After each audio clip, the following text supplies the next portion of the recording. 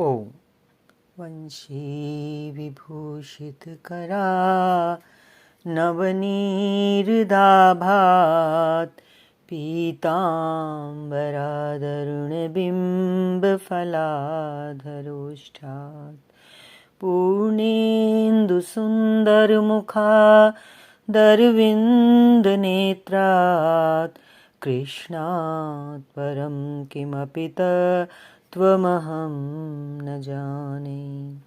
कृष्णात् परं किमपि तत्त्वमहं न जाने। ओम।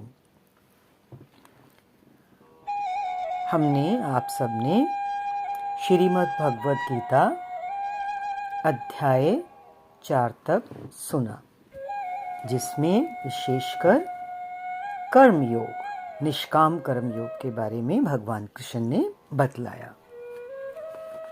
हमें इस कर्मयोग को, जिसको बार बार नियत कर्म, आराधना, यज्ञ की प्रक्रिया या निष्काम कर्मयोग के नाम से बताया गया,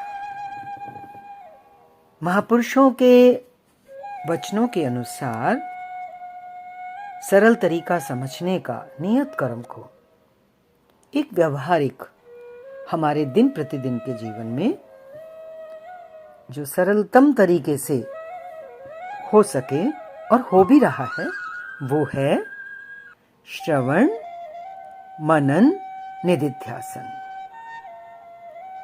श्रवण, मनन, निदिध्यासन, इसको यज्ञ कहा, इसको नियत कर्म कहा।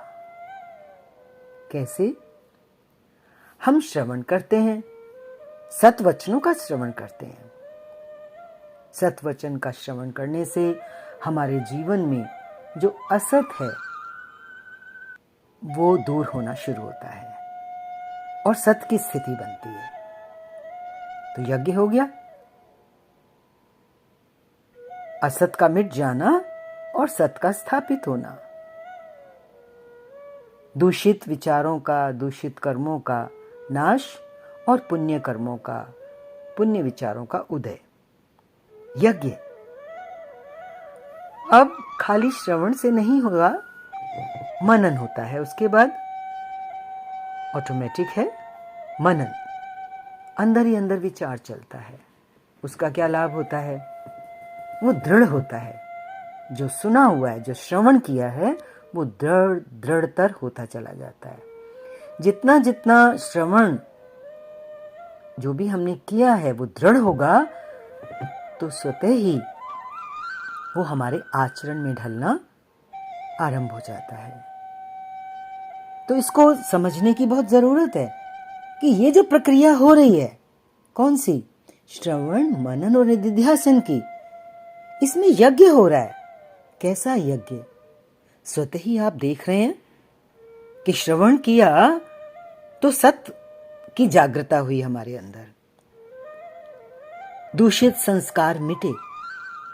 मनन किया तो जो हमारी पुण्यमयी प्रवृत्तियां हैं वो जागृत हुई, तो यज्ञ हुआ।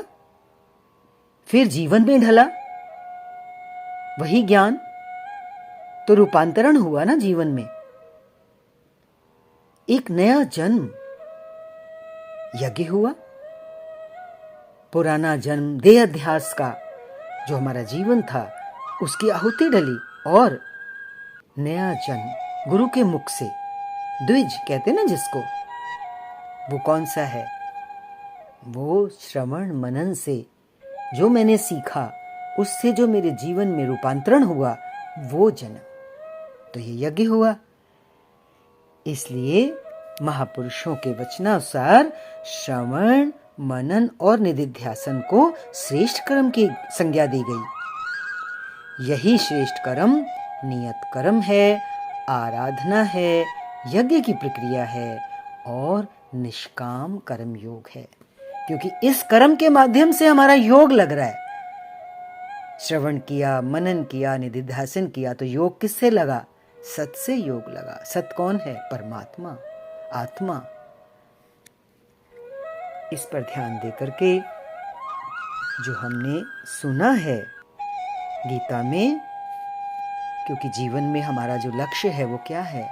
योग, आत्मा का परमात्मा से योग।